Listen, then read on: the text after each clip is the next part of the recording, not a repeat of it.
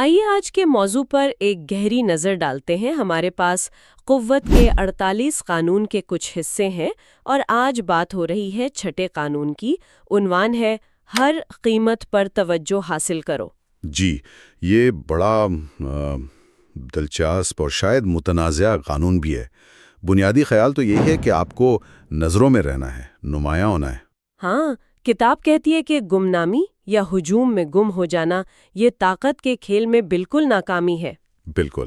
تو آج ہم یہی دیکھیں گے کہ کتاب اس کی وجہ کیا بتاتی ہے اور توجہ حاصل کرنے کے کیا طریقے سجھائے گئے ہیں۔ ٹھیک، تو سب سے پہلی بات تو یہ ہے کہ آپ کی موجودگی کا احساس ہونا چاہیے۔ کتاب کا نقطہ نظر یہ ہے کہ دنیا نا چیزوں کو ان کی ظاہری شکل سے پرکھتی ہے۔ اچھا؟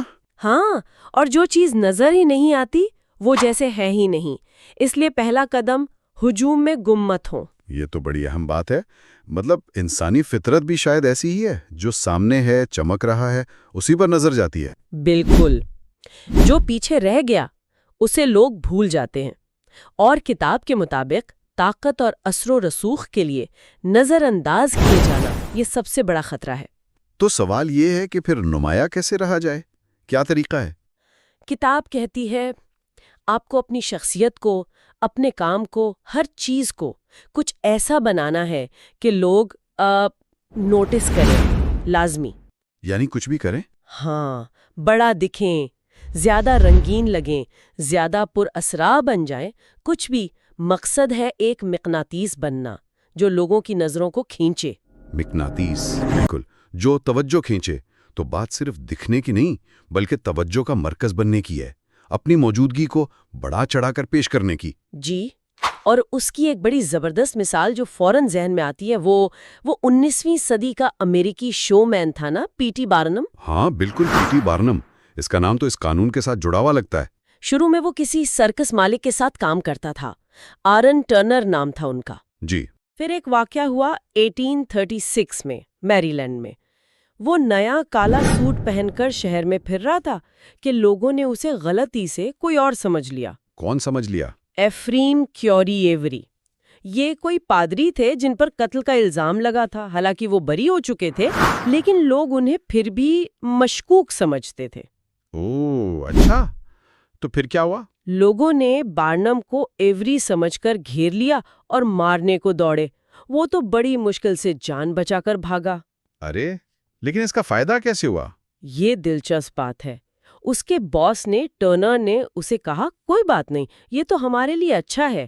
ہر قسم کی تشہیر اچھی ہوتی ہے، بدنامی بھی تو شہرت ہی ہے ایک طرح سے۔ اچھا، یہ کہا اس نے؟ جی ہاں، اور حیرانی کی بات یہ کہ اس واقعے کے بعد ان کے سرکس کے شو میں بھیڑ بڑھ گئی۔ لوگ شاید اس بدنام بارنم کو دیکھنے آنے لگے۔ تو یہ تھا وہ لمحہ، یہیں سے بارنم نے سبق سیکھا۔ توجہ چاہے اچھی ہو یا بری، بس توجہ ہونی چاہیے۔ اصل چیز ہے نظروں میں رہنا۔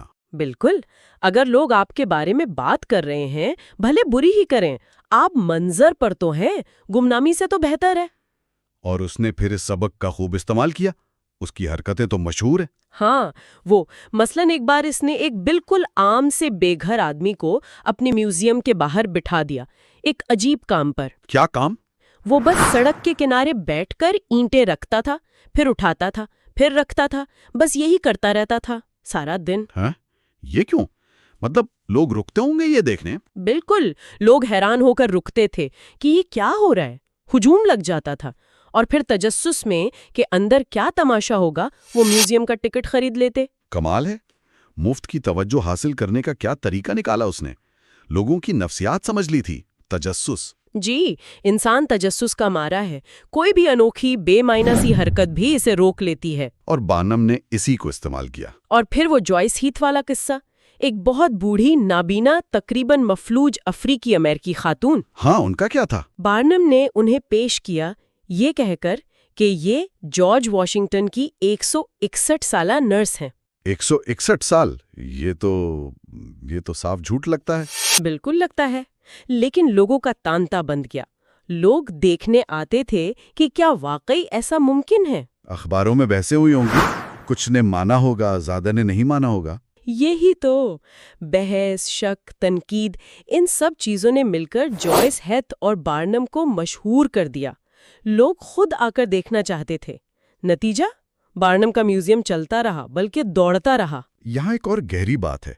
बार्नम समझ गया था कि कंट्रोवर्सी यानी तनाज़ा ये तवज्जो खींचने का बहुत मौसर हथियार है। जी, जब लोग बहस करते हैं तो वो इस चीज को अहमियत दे रहे होते हैं। बिल्कुल, लाशऊरी तौर पर। उसकी एक और मिसाल, वो जाली जल परी थी, फिजी मर्मेड। ओ हाँ, वो भी तो थी। वो क्या थी असल में? जापान से मंगवाई गई कोई चीज थी, आधी मछली आधा बंदर, अजीब सी मखलूक। बार्नम ने उसे खूब बढ़ा चढ़ाकर पेश किया। और लोग? क्या हुआ? पहले तो लोग हिचकिचाए, माहिरीन ने फौरन कह गया कि ये जाली है, लेकिन फिर वही हुआ, अखबारों में लिखा गया, बहसें शुरू हो गईं, कोई कहता असली, कोई कहता नकली। और इसी शोर शराबे ने लोगों को म्यूजियम की तरफ खींच लिया। हर कोई खुद देखना चाहता था कि आखिर ये है क्या। बार्नम के ये सारे किस्से एक ही बात बताते हैं जो किताब कहती है, जब तक लोग तुम्हें देख नहीं रहे तुम्हारा कोई वजूद नहीं है। हाँ, एक बार तवज्जो मिल गई तो आप एक हकीकत बन जाते हैं। लोग पसंद करें, नापसंद करें, झूठा कहें, सच्चा कहें, असल बात है कि आप नजरअंदाज ना हो। बिल्कुल, आपके बारे में बात होनी चाहिए। उसका एक कॉल भी किताब में है ना, हर हुजूम में एक चांदी की लकीर होती है। जी, मतलब अगर एक बंदा रुकेगा तो बाकी भी रुकेंगे, तजस्सुस फैलता है। इसीलिए वो हमेशा कुछ नया, कुछ अनोखा, कुछ सनसनीखेज करता रहता था। उसके लिए सबसे बड़ा डर था गुमनामी, नजरों से ओझल हो जाना। और ये बात सिर्फ तफरीही दुनिया की नहीं, किताब में एक दरबारी बाल्डासारे कास्तिलियोन का भी हवाला है। अच्छा, उन्होंने क्या कहा? उन्होंने भी यही मशवरा दिया कि दरबार में नुमाया नजर आने के लिए शोख लिबास पहनो, अपने घोड़े को सजाओ, ताकि सबकी नजर तुम पर पड़े। तो ये एक तरीका हुआ नुमाया होने का, खिलकर, शोर मचाकर। जी, लेकिन किताब एक और तरीका भी बताती है, शायद ज्यादा सटल, ज्यादा गहरा। वो क्या? वो है पुरस्रारियत पैदा करना, मिस्ट्री। हाँ, पुरस्रारियत, ये भी इंसानी नफ्सियात का एक अहम पहलू है। जो चीज़ पूरी समझ ना आए, जिसके गिर्द राज हो, वो खींचती है। उसकी मिसाल दी है किताब ने माताहारी की। माताहारी, जी, मशहूर नाम है। 1905 में पेरिस में अचानक नमूदार हुई, रक्कासा थी, लेकिन उसका अंदाज, लिबास, जेवरात सब अजीब, गैर मामूली। और वो अपनी कहानी क्या बताती थी? कभी कहती वो हिंदू मंदिरों का मुकद्दस रक्स जानती है, कभी जावा से ताल्लुक जोड़ती, बदलती रहती थी। कोई यकीन से नहीं कह सकता था कि वो असल में कौन है। और हकीकत क्या थी? हकीकत बिल्कुल मुख्तलिफ थी। वो असल में हॉलैंड की एक आम औरत थी, मार्गरेट थी ज़ेले। शादी नाकाम हुई थी, पेरिस आई थी नई जिंदगी शुरू करने। तो उसने अपनी असल शनाख्त छुपा ली? बिल्कुल, और उसकी जगह एक पुरअसरार एग्जॉटिक शख्सियत बना ली, अपने माजी पर पर्दा डाल दिया और एक ऐसी कहानी बनाई जो लोगों को महसूर करे। और यही चीज इसकी कामयाबी की वजह बनी, ये पुरस्रारियत। जी हाँ, लोग जानना चाहते थे मगर जान नहीं पाते थे। वो कौन है, कहाँ से आई, कहानियां बदलती रहती थीं।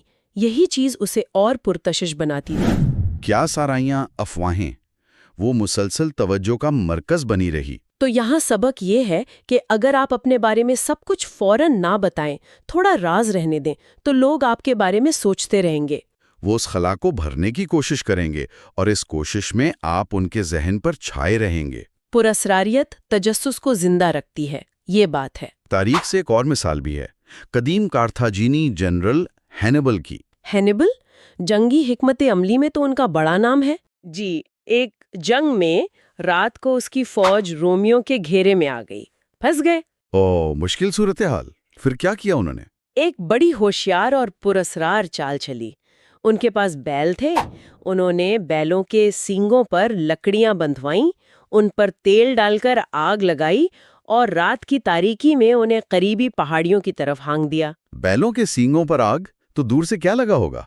रोमी फौजियों ने जब दूर से सैकड़ों मशालें पहाड़ी पर हरकत करती देखीं, तो वो समझे कि हैनिबल की बहुत बड़ी फौज आ गई है और पहाड़ों से हमला करने वाली है। वो डर गए होंगे, शदीद खौफजदा हो गए, अपनी पोजीशनें छोड़ी और अफरा तफरी में भाग खड़े हुए। हैनिबल की फौज बगैर लड़े घेरे से निकल गई। کمال کی نفسیاتی چاہ، پراسراریت کا جنگی استعمال، دشمن کے خوف اور نامعلوم کے ڈر کو استعمال کیا۔ بالکل، جو چیز سمجھ نہ آئے وہ زیادہ خوفناک لگتی ہے۔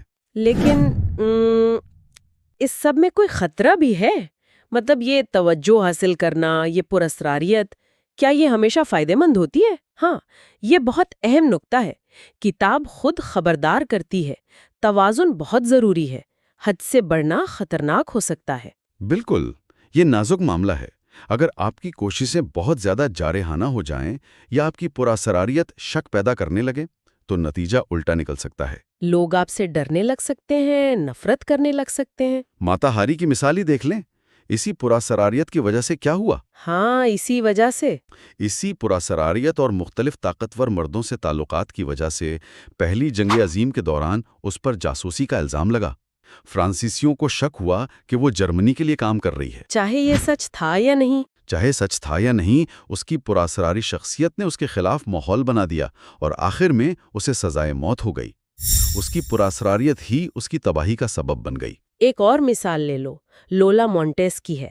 وہ بھی 19ویں صدی کی مشہور شخصیت تھیں، رقاصہ، مہم جو کئی بادشاہوں کی منظور نظر رہیں۔ ان کے ساتھ کیا ہوا؟ ایک موقع پر انگلینڈ میں ایک شاہی تقریب میں انہوں نے ملکہ وکٹوریہ کے سامنے کچھ ایسا کیا کہ خود کو غیر ضروری طور پر نمایاں کرنے کی کوشش کی، شاید حد سے زیادہ ڈرامائی انداز اپنایا۔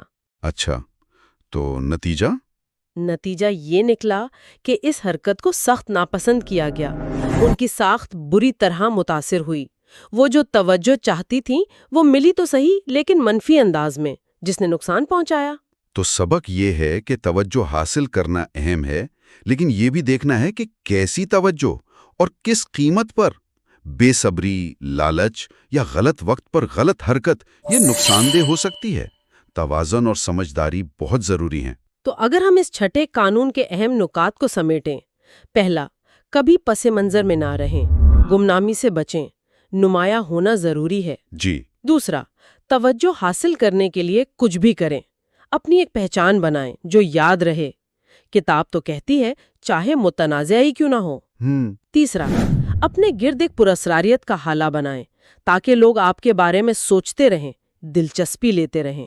اور چوتھا، جو شاید سب سے اہم ہے، توازن رکھیں، جانیں کب آگے بڑھنا ہے اور کب پیچھے۔